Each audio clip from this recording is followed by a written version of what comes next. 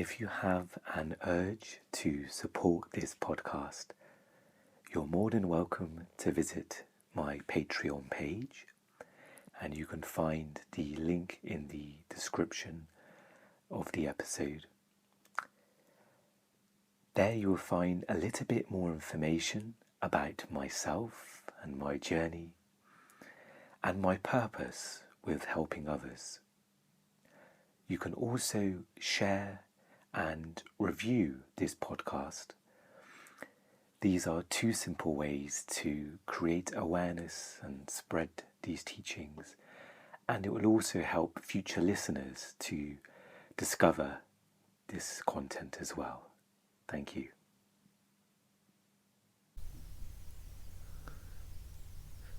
Hello and welcome.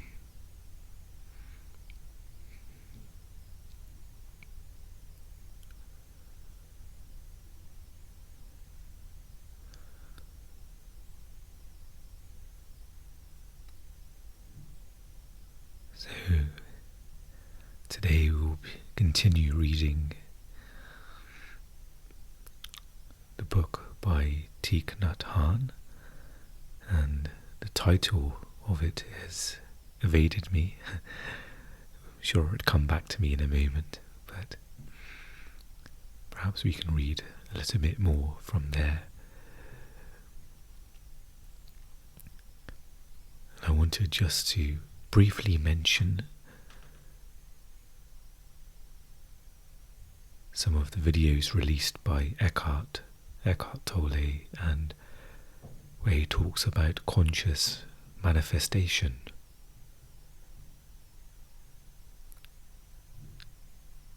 And some similar videos were released some months prior. And I believe he's doing an online course on conscious manifestation. And it just got me thinking about that myself. Because we go through various times when we want to manifest something in our lives. And I learned by listening to some of the talks on this that it's a very subtle line between manifesting or attracting something into your life, and or if it's your ego that is at play, that wants something, that it comes from a place of need, that perhaps it wants to cover up some pain. By getting this, it will make me happy, or it will take away the pain. And so,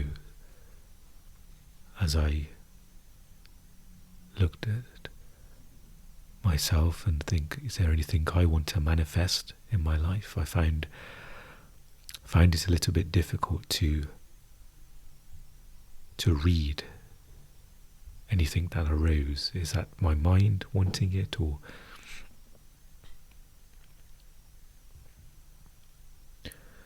and maybe that's a sign of forcing something as well, because you can easily go into the flow of, okay, I must manifest something right now. What can I manifest? And sometimes it may be fine to not want to manifest anything, because on some level, the aliveness that is out there, it knows our needs. Things are being arranged and moving. Think about just like the ocean, it's always moving. Ripples or waves happening, there's currents, so everything's always moving. So I find manifestations usually arise within us.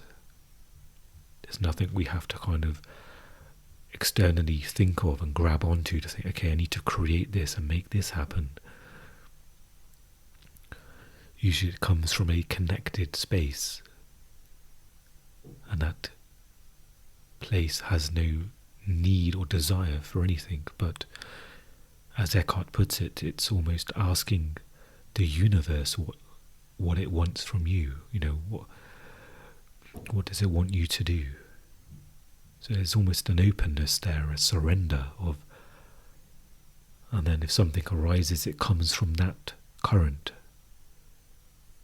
from that flow of the universe. And then often it could be both. It could be something you desire, but then you can also feel that, oh, this is what I meant to do. I meant to start this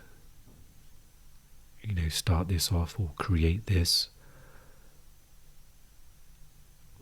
start a blog, or if there's some sort of business or service that comes from that place, or think, yes, there's a need for this, and it feels like this is meant for me to step up and do it.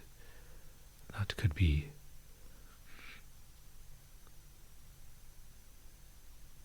So it's almost an art form as well. It's not just like a quick kind of 2 or 3 steps and you can, like a science, you can do it. It's almost what I experienced by listening to the talks on conscious manifestation is absorbing the talks, not, making some bullet points, thinking, okay, I need to do these, bullet pointed steps and I can manifest things. It's almost listening to what wants to be manifested versus, singularly just you thinking, okay, I want this in my life, I want that, I want these conditions. It comes from that place of wholeness, so it's almost listening for that, where, if you go back to the ocean again, or thinking where the current's taking me, okay, I can sense in this direction. And that may mean manifesting or having a desire to have your own place,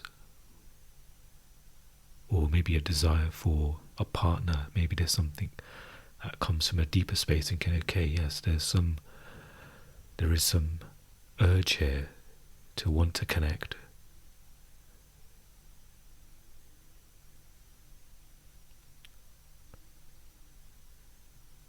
So in some ways, perhaps there's no obligation to manifest.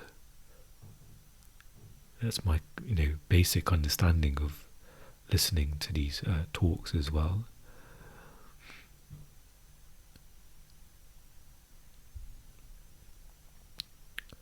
So in that connected space, there's awareness there, and in that awareness you can sense the arising of something. And it could be something very simple. And I feel that is the place of manifestation.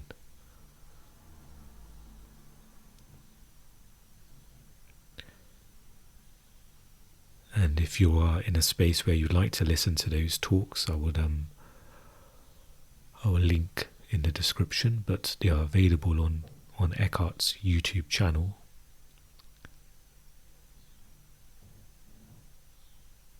And it feels like it's a very deep subject, and it requires not just understanding but experience. And I feel I'm not able to go deeply into this subject. I'm very new to the understanding of it. But those few points I mentioned about manifesting from the wholeness of now, of the universe, versus something that feels disconnected. The mind may want it, but there's something that's not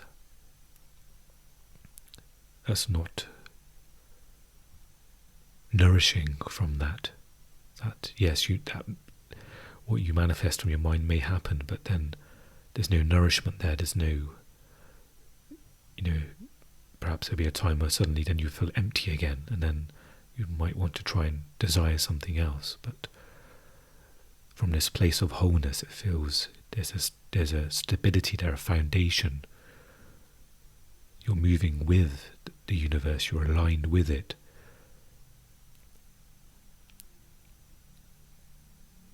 Versus trying to create your own space and achievements.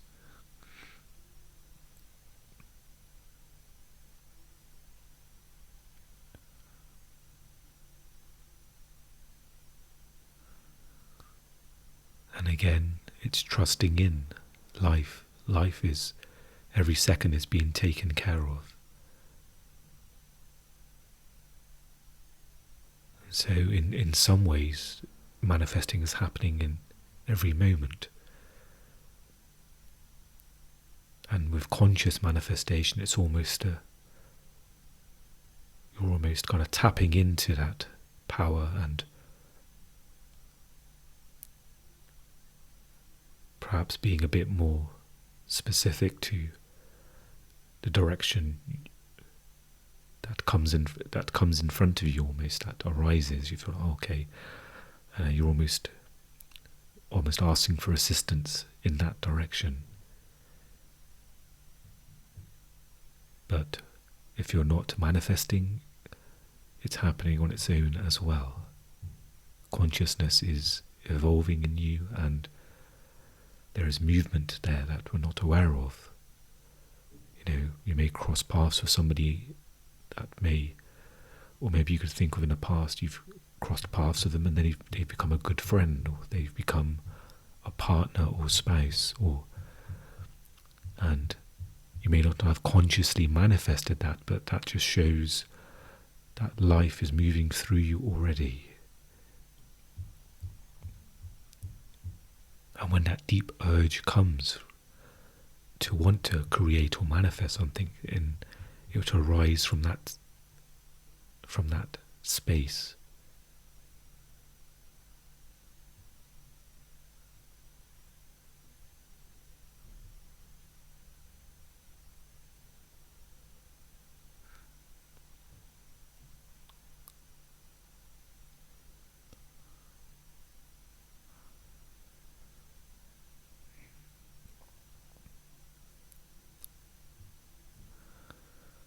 So this week, in the last few days, there have been a couple of called them mind storms, or perhaps this can be referred to also as the pain body arising.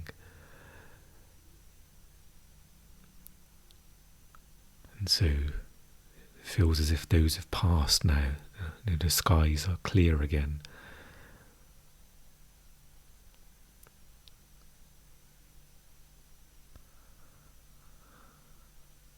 And in that time, there was awareness there of the heaviness of identification with the mind, of the covering, of the lightness of the presence. But I almost, in that moment, had to just wait for it to pass. It didn't feel like there was nothing to do to assist that. And that could be the nature of, pain body, or the nature of when the mind comes in a strong way. It covers up the present, and that may not be accessible, or may not be fully accessible. You may just be slightly aware of how you feel, but you may just be in the storm of the emotions and the mind and thoughts. And sometimes it's just allowing that to pass.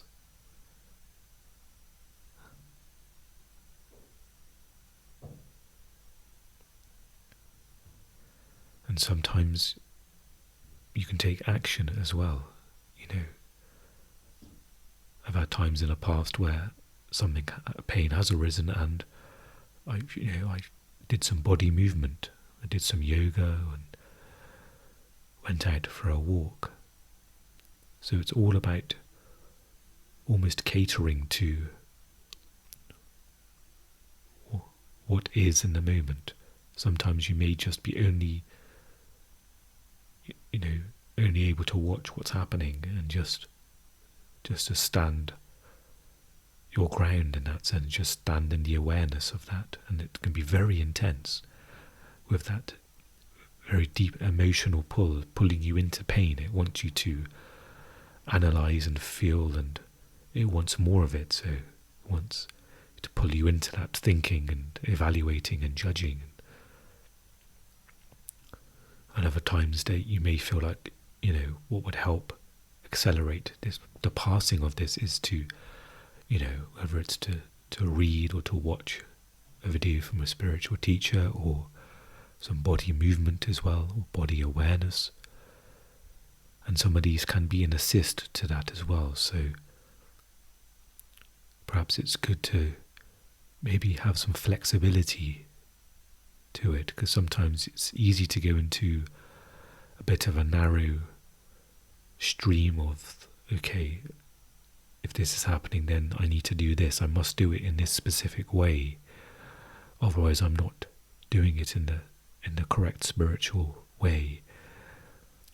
So just maybe have some awareness with that. If you notice there's some constriction there when pain arises, or when there's some uncomfortableness, notice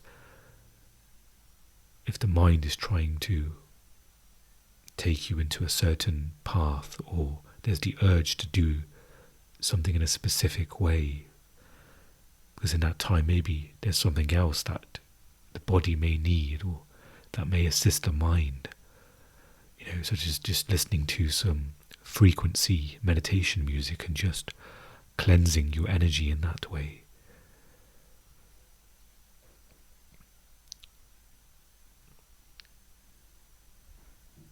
Okay, so we can perhaps do some reading.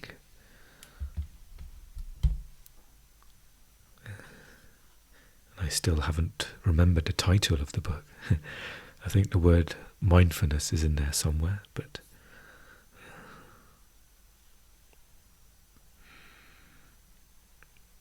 yes, the miracle of mindfulness.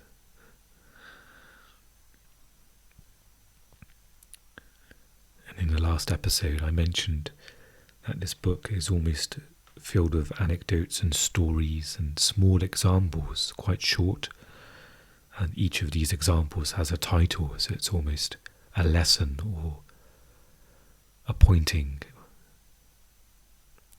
And I think the last one we read was about washing the dishes. So let's move on to the next one, which is called The Cup in Your Hands. In the United States, I have a close friend named Jim Forrest. When I first met him 8 years ago, he was working with the Catholic Peace Fellowship. Last winter, Jim came to visit. I usually wash the dishes after we finish the evening meal, before sitting down and drinking tea with everyone else. One night, Jim asked if he might do the dishes. I said, "Go ahead, but if you wash the dishes, you must know the way to wash them." Jim replied, "Come on, you think I don't know how to wash the dishes?" I answered, "There are 2 ways to wash the dishes. The first is to wash the dishes in order to have clean dishes, and the second is to wash the dishes in order to wash the dishes." Jim was delighted and said, "I choose the second way, to wash the dishes, to wash the dishes." From then on, Jim knew how to wash the dishes. I transferred the responsibility to him for an entire week. If while washing dishes, we think only of the cup of tea that awaits us, thus hurrying to get the dishes out of the way as if they were a nuisance, then we are not washing the dishes to wash the dishes. What's more, we are not alive during the time we are washing the dishes. In fact, we are completely incapable of realizing the miracle of life while standing at the sink. If we can't wash the dishes, the chances are we won't be able to drink our tea either. While drinking the cup of tea, we will only be thinking of other things, barely aware of the cup in our hands. Thus we are sucked away into the future, and we are incapable of actually living 1 minute of life.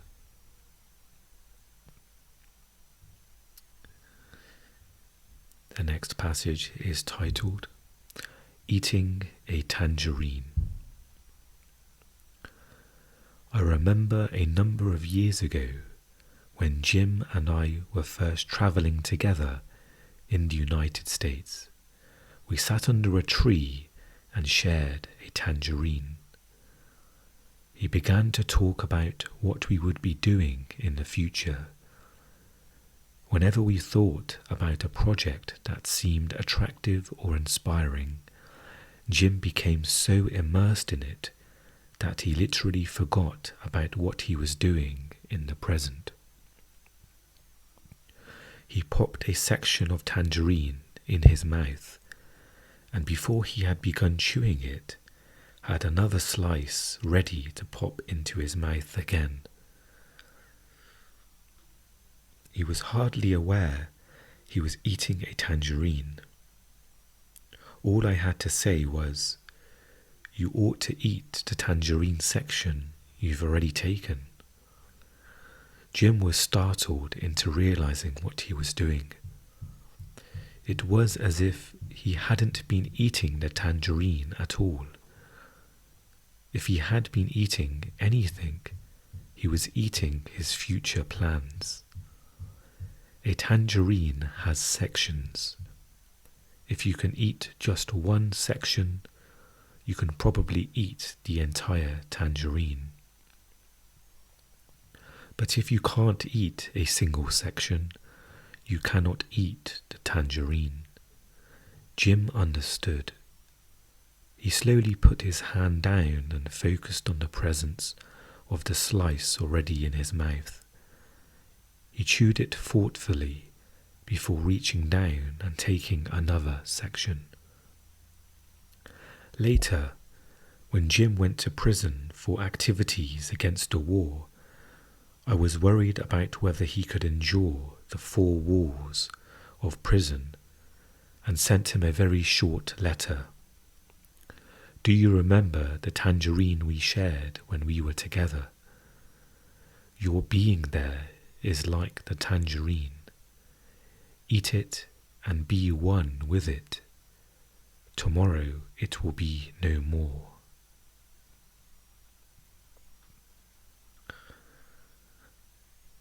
This upcoming passage is titled, The Essential Discipline.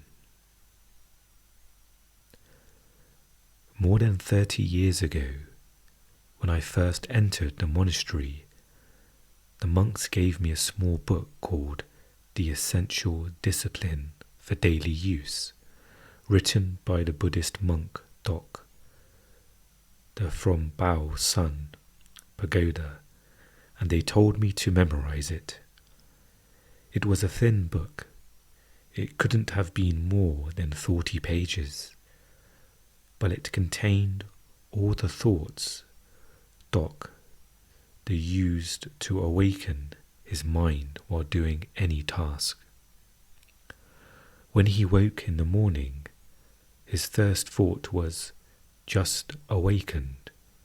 I hope that every person will attain great awareness and see in complete clarity." When he washed his hands, he used this thought to place himself in mindfulness. Washing my hands. I hope that every person will have pure hands to receive reality.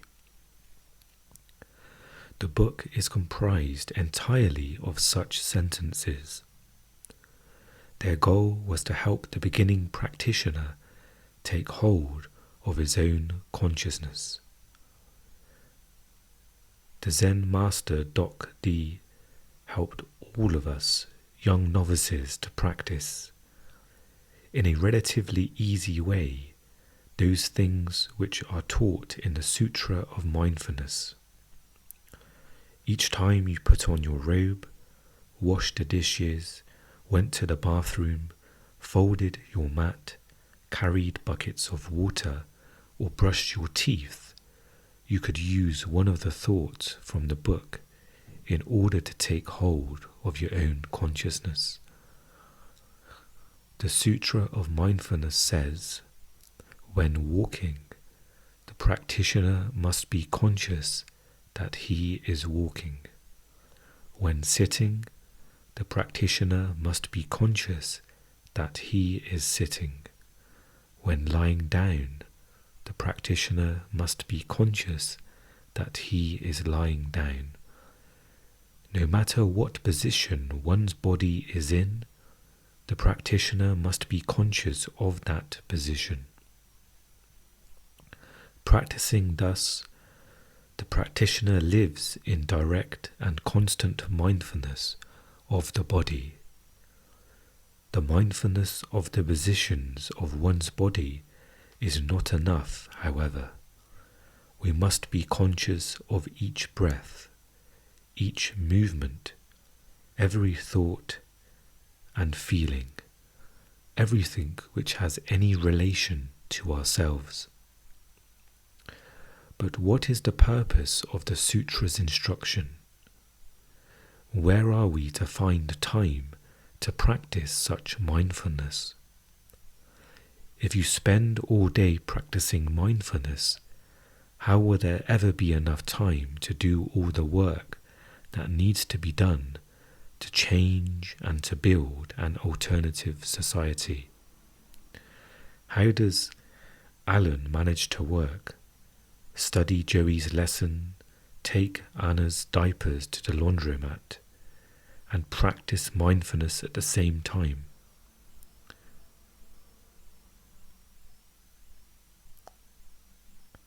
And that's the end of that passage.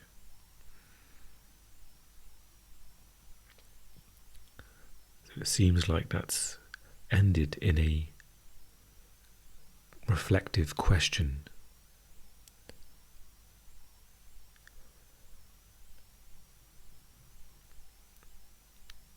But by reading the previous passages, it shows through many times in a day there is time to practice mindfulness, such as washing the dishes or, eating, bathing ourselves, brushing our teeth. So it is an example of the practicality of mindfulness.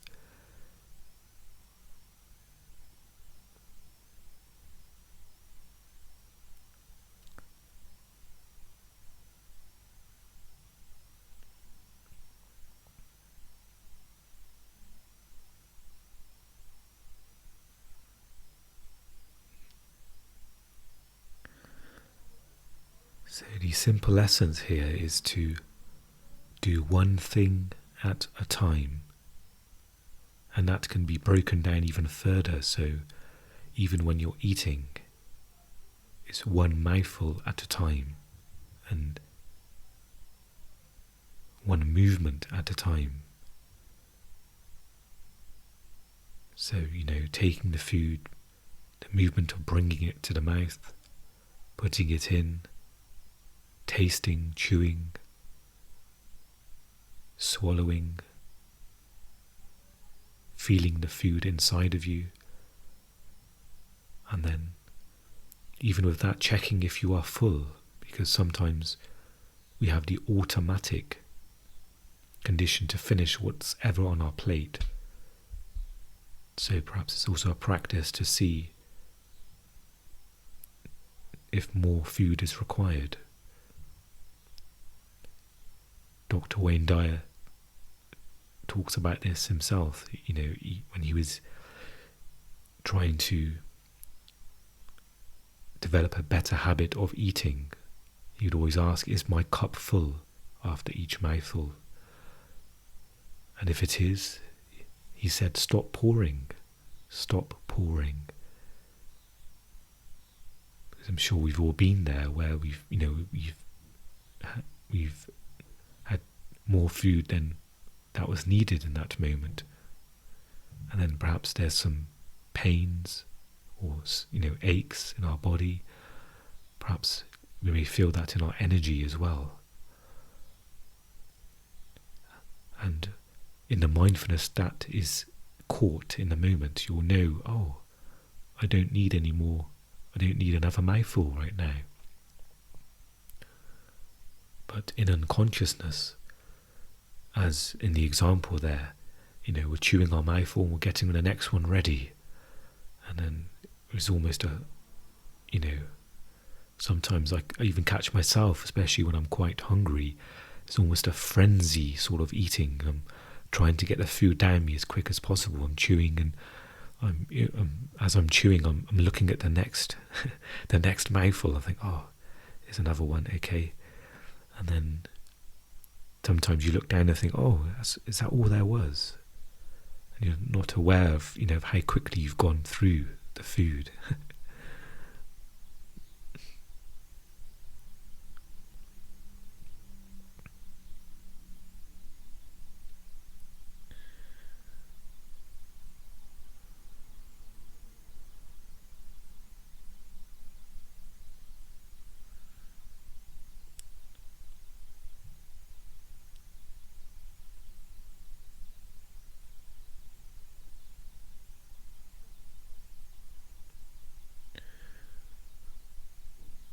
Okay, so I was thinking about reading another passage, but it goes into a separate chapter. So those passages I've read today and in a previous episode, that was, almost the first chapter of this book.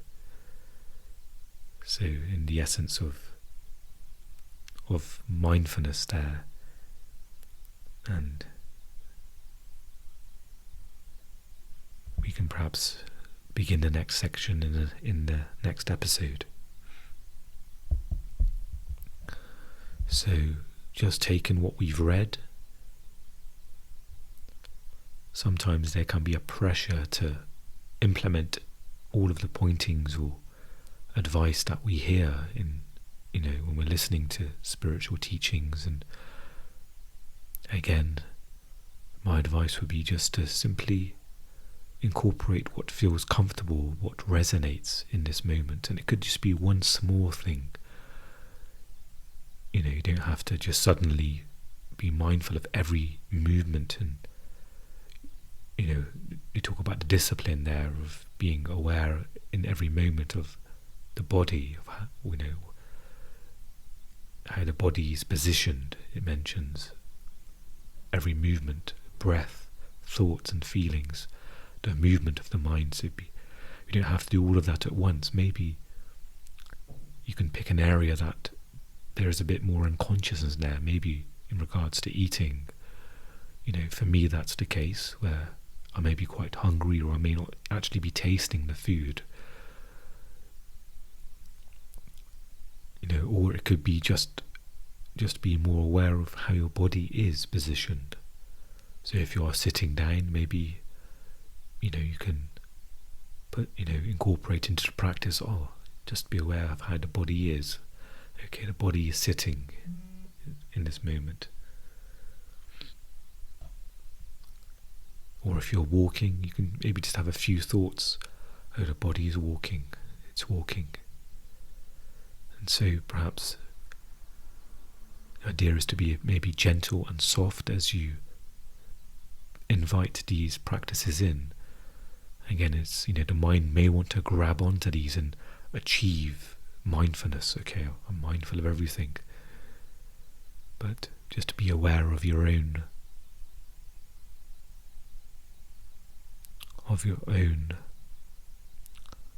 perhaps capability is not the right word, but just maybe comfort levels as well. We don't want to obviously add stress. an expectation to things. So perhaps just be aware of taking things at your own pace. And that may mean, you're able to incorporate a lot of the mindfulness throughout your day, or it may mean just bringing in one simple action. Maybe before you go to bed, you can just, as you're lying in bed, you can just bring up the practice, okay, I'm lying down, and just be aware of the body lying flat against a mattress. Maybe that could be something you include. Okay, so thank you for joining me for this episode. I wish you well, as always, and I'll speak to you again very soon. Take care.